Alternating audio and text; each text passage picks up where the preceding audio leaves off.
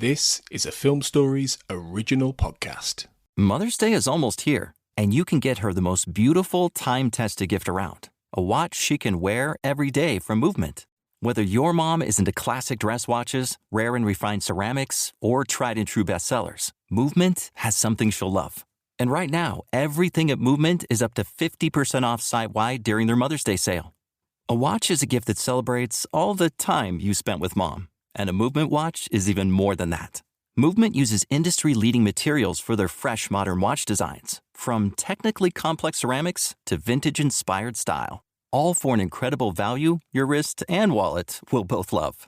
And with one-size-fits-all convenience and fast free shipping and returns, it's a stress-free shopping experience. Save big on the best Mother's Day gift ever with Movement.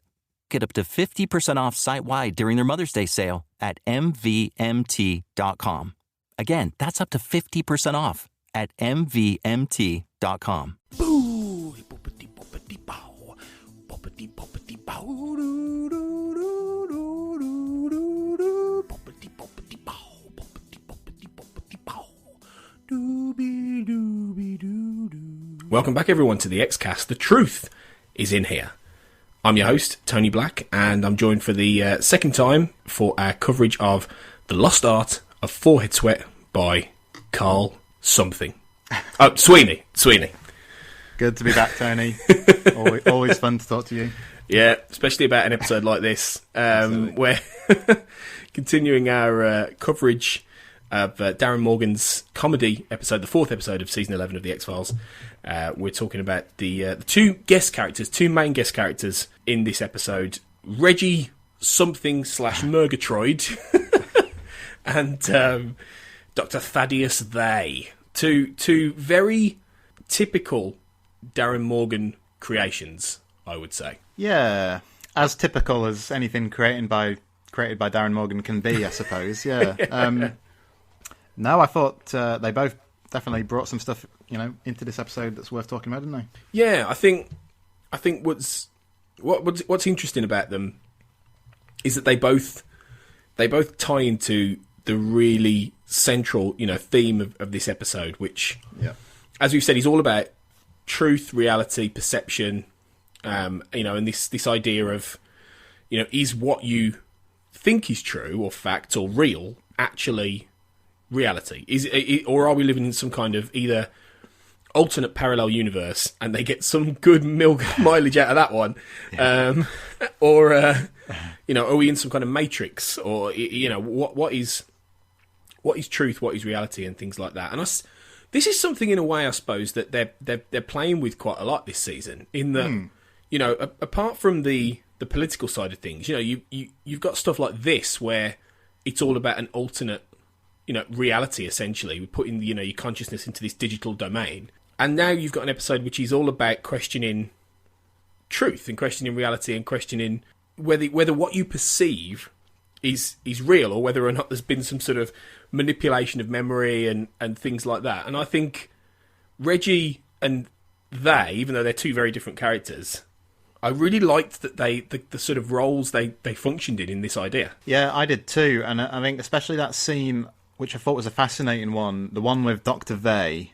at the statues, where he's it seemed like he was saying, even, Mulder's kind of like, there is this kind of ultimate truth, and Vey's like, well, what does it matter anymore, and I mean, these are ideas that have always kind of been part of the X-Files, tapestry, but they're kind of they sort of can utilize them in a different way now, can't they? Because, I mean, we all know some of the reasons why in, the real world. But it's kind of scary, isn't it, how, you just get this sense of reality that's been breaking down in the real world. I mean, I'm not saying that, we're living in a simulation or whatever. I know there are people who believe that. I think, if that does turn out to be the case, I definitely overpaid for my widescreen TV. But, I think you're right, though, that there's this kind of unifying theme that's kind of percolating through these episodes, starting, of course, from Scully waking up into a very different world in My Struggle 3 than the one she was in at the end of My Struggle 2, So it's going to be really... It's exciting, really, to see how that's sustained through the rest of the season. And because I think the best seasons of the X-Files do have these like thematic undercurrents that maybe they're not in every single episode, but they sort of come in and out as kind of as the stories demand it, And but yeah, you're definitely right in saying that this has been a running concern so far, hasn't it? Yeah, and I think it's something that is more sort of obvious and sharp in focus. And maybe this is one of the reasons that, opinions a bit divided on The Lost Art of Forehead Sweat, because Season 10, I think one of the reasons that Season 10 didn't quite work all round is because it didn't really have that. It had the whole purpose of it was that it was the revival, it was bringing them back. But then, obviously, with Chris Carter's interest in, reimagining the mythology in terms of a new paradigm and sort of dialing down the alienness of it, I guess, it kind of, at that point, we hadn't quite reached this point yet in the world. We were just on the cusp of it. When that came out at the start of 2016, that was the point where David Bowie died and the Earth span off its axis, basically. And, like, after that, it's all gone to hell in a handcart in the last 2 years. So now, they're at a really interesting point in that had they come back and revived the X-Files, and this was happening 2 years ago, you might have found that Season 10 was better, actually, and you might have found that they were able to get into a lot of this much sooner and start questioning this idea of, bringing in the idea of fake news. And I mean, there's a lot of people who are saying, it shouldn't be doing this, shouldn't be bringing these things in. But then, I don't see how it can't. This is the kind of show where even back in the day, I think people forget the fact that even in the 90s, it was bringing in lots of arcane lore and mythology from the real, world, from UFO lore, from secret experimentation, from all this kind of thing. It was all real. It was just less. It was less in your face and it was less pervasive because we didn't have social media. We didn't have the internet in our lives every day. Now, you switch on your phone and Trump, you can't get away from him. It's impossible to get away from him. And I think people are worried, hard as you may try, I think people are worried now that a lot of these TV shows are being too pointedly, let's have a go at this. But it has to. Otherwise, it's going to occupy this really odd space where it's saying a lot, but it's talking about nothing. And I think... Yeah.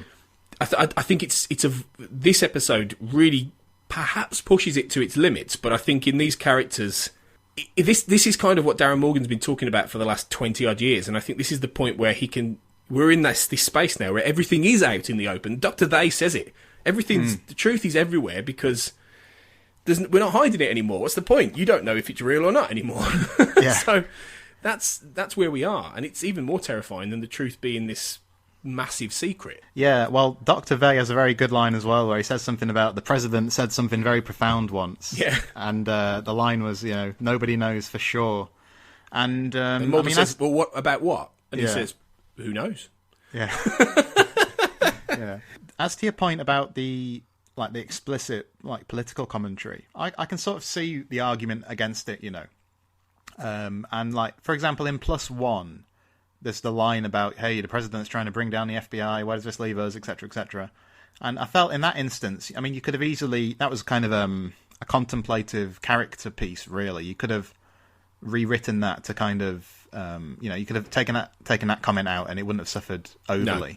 But I think in this instance, like Morgan's saying, the reason they're doing this story, it's not like the Mandela effect, really. That's kind of secondary. It's the fact that it's about writing an X-Files episode in the world of Donald Trump, really.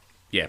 So I think ultimately I can see where people are coming from who, I mean, they're right to say that this kind of overtness is not characteristic of the series exactly, but this arguably, I mean, and this is what I would argue, I think, is not a subtle time. It's not a time for subtle bromides, really. It's not a time for witty bon mots. It's a time for a bit of tub thumping in a lot of ways. So yeah. I think what's fascinating is that Morgan's mind went there, and I think he's right. He sort of said that, the X-Files, when it came back for season 10, that run really was about the X-Files and itself and getting it back on its feet. But then if you're going to come back for a season 11, it's kind of like what you said, really. It's like, if you're not going to tackle these issues, what's the point? And I guess, yeah, I think I like the way you said that about it would be saying something about nothing, was it? I think that's quite an apt way of putting it, I feel. Yeah, I think it's avoiding that, and I think it's like you said, it has to be on the nose. It has to resonate with the times, and it's still through that Darren Morgan prism. I mean, Dr. They is straight out of a 50s B movie. He's like a mad, mind-altering scientist. In fact, this episode, thanks to characters like Dr. They, this episode is very much for me a companion piece to Ozai Chung.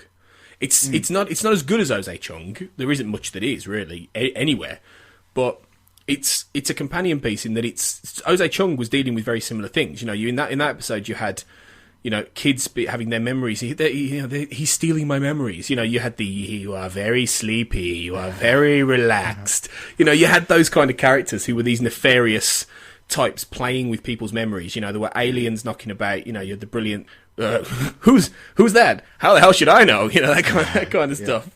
And it's the same kind of thing in that you've got Morgan loves when he has aliens in his scripts. He loves them being either not really aliens or these really sort of arch.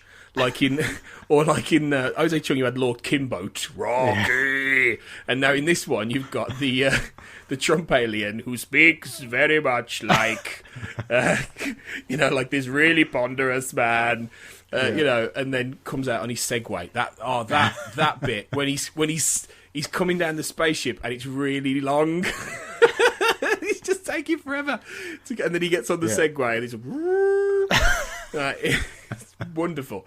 But he likes doing that with these kind of characters, and it goes back to the whole thing that he's been interested in memory and subjective reality for years. You look at War of the Copperfreight. Oh, here again, Copperfreight, whatever it is. Right, you look at that one, and it's. Imagine what I'm going to be like when we get to this in season 3. I'm going to spend the whole episode I'm just going to abbreviate it. Anyway, he spends the whole of that episode talking about mass hysteria, and people not quite, being terrified of the idea of invasion, roaches, and all this subjective sort of, in people's minds sort of being altered by this idea of this terrifying thing, and then you've got Ozai Chung, which is all about memory and all about these things being altered, and now you've got, the Lost Art of Forehead Sweat, which is. Doing it's an encapsulation of everything that he's kind of been interested in all along, but now it's as we say, it's out there. It's something that's a bit more overt, and then that's why someone like Reggie is that it's a little genius little idea to think about. What if Mulder and Scully never remembered they had a partner? I mean that's absolutely brilliant, and patrons will have listened to this already. But Brian Husky's interview, which is coming very soon, in that when he told me that twist, I was laughing for like 2 minutes. That was so funny. And but it's a great idea of allowing you to play with these ideas in a comic way, yet also talk about all this idea about memory manipulation and what is real and what isn't. And it just for me, it was exactly the kind of thing Morgan has always done. It was just maybe a bit more in your face. Yeah, and of course the series itself has done it in a lot of other ways too, going back, as far back as like discussion of Mulder's recovered memories of his sister's abduction and so on. So yeah, I felt it was absolutely like appropriate. The one thing I forgot to say about like the political commentary was that I think like when you have the cigarette smoking man in My Struggle 3 saying like fake news, I can see the point there in that including something like that is just an easy way. It's kind of an applause line, isn't it? You get the kind of fans who share your way of thinking there, kind of clapping along. And, I mean, arguably you could have done that differently. And then I suppose if Plus One and My Struggle 3 were a bit like, a bit more subdued in that sense, people may not have so much of a problem with the Lost Art of Forehead Sweat. It's different, though, isn't it, in this? Because this is directly about that whole idea of memory and fakeness and not and believing your own truth. Whereas in those episodes, like you say, it's a bit shoehorned in to be a bit zeitgeisty, I suppose. Yeah. When reality, cigarette smoking man wouldn't care. Like he's involved in some stuff that he goes way beyond Trump. So it's I know, I agree. I tell you what I really liked about, I think the Dr. Vey scene is very well directed, and I think the way it's staged and cut together is very good. The way they move around the statues and so on. Whereas I felt like, this is just off the first viewing, but because the sequence with Reggie in the parking lot is so protracted, I feel like possibly another director could have taken that and maybe made it a bit more visually interesting, maybe blocked the actors in a different way. It felt a little it felt a touch kind of static to me, and it's kind of exacerbated because it goes on so long. What kind of obviously enlivens it is you've got these kind of cutaways back and forth to how he learns about the Mengele effect or whatever. And, Mandela effect. It's definitely the Mandela effect. Well, I remember it being the Mengele effect. But hey, definitely the Mandela effect. But I don't know, this kind of modern day Morgan, I'll tell you what it's been reminding me of, because he did the same in Weremonster, didn't he, where Guy Mann was talking and there'd be a flashback to his morning at work or whatever. And I don't know, they seem like Family Guy jokes to me. Do you know what I mean? Where you've got these kind of rapid jokes cut into the action. He didn't do that so much in the old days, did he? No, it's like a framing device. Yeah. Now that he'll put them in this was the ultimate framing device, and I think this, like you say, this has caused a few people a bit like, well, they're stuck in a parking lot for the whole thing, but they are and they're not, because the whole thing then, it's a lot of it is being told through Reggie's perspective of this, this history that he probably never had, and it's that whole, idea. But it is a framing device. You are right. It is more like an animated kind of sitcom kind of idea in that it, you have the cutaways. But then they've done that in a lot of you do that in a lot of comedy. Things like Father Ted in the UK was full of that stuff. Cutting away to a gag or something random and that kind of thing. In this case, it's telling a story. I think it works in the context of telling a perspective. Whenever he does this, it's always a perspective.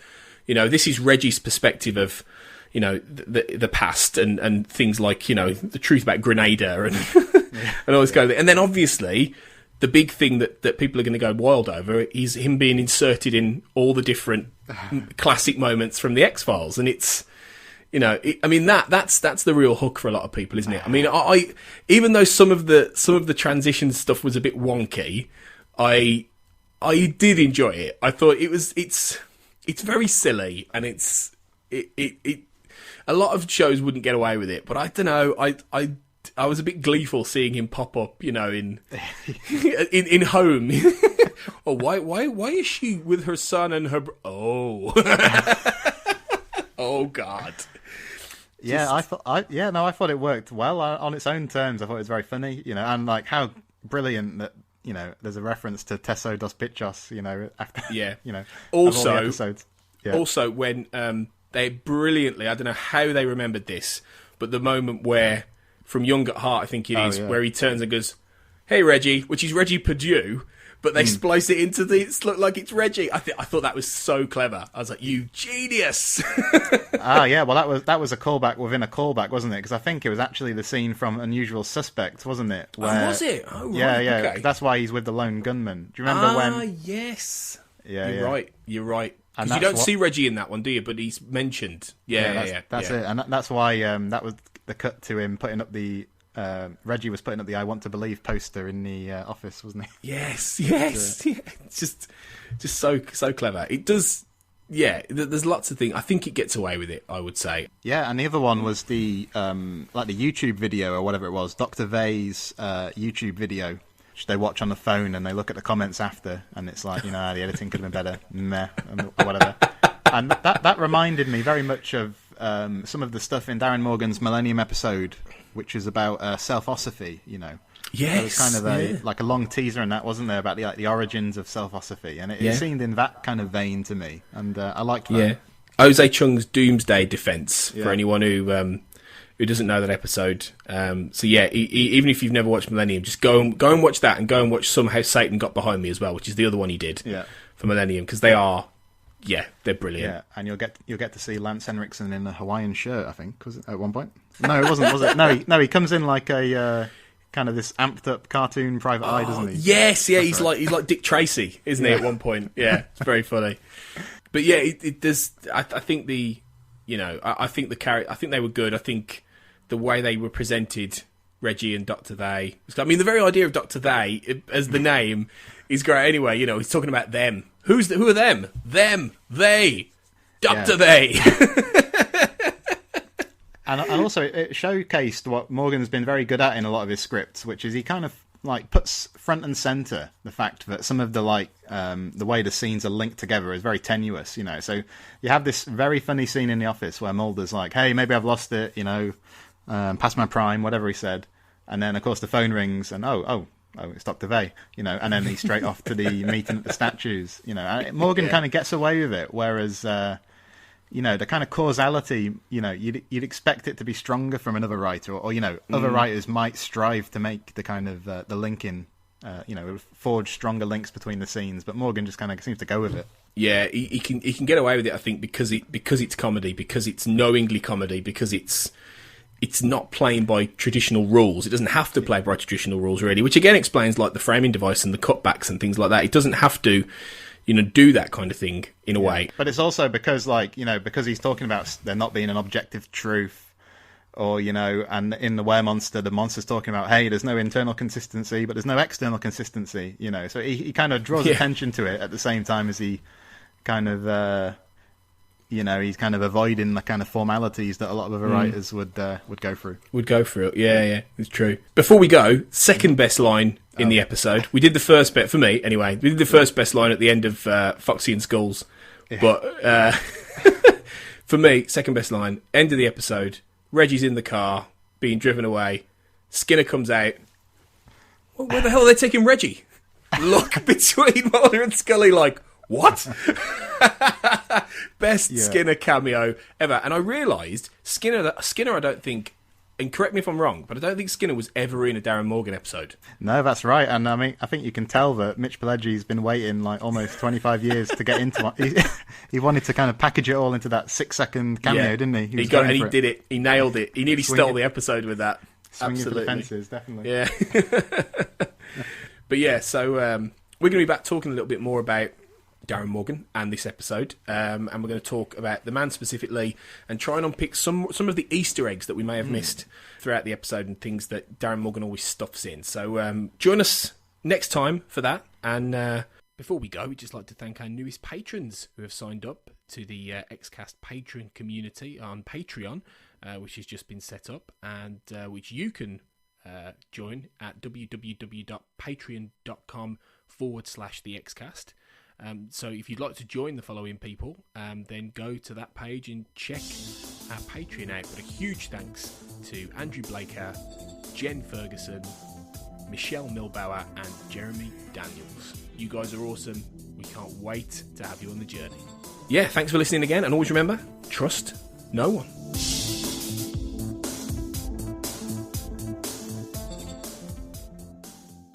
When you make decisions for your company, you look for the no-brainers. And if you have a lot of mailing to do, Stamps.com is the ultimate no-brainer. Mail checks, invoices, documents, and everything you need to keep your business running. Get rates up to 89% off USPS and UPS. And with the mobile app, you can take care of mailing on the go. Make the same no-brainer decisions as over 1 million other businesses with Stamps.com. Sign up at Stamps.com with code PROGRAM for a special offer. That's Stamps.com, code PROGRAM.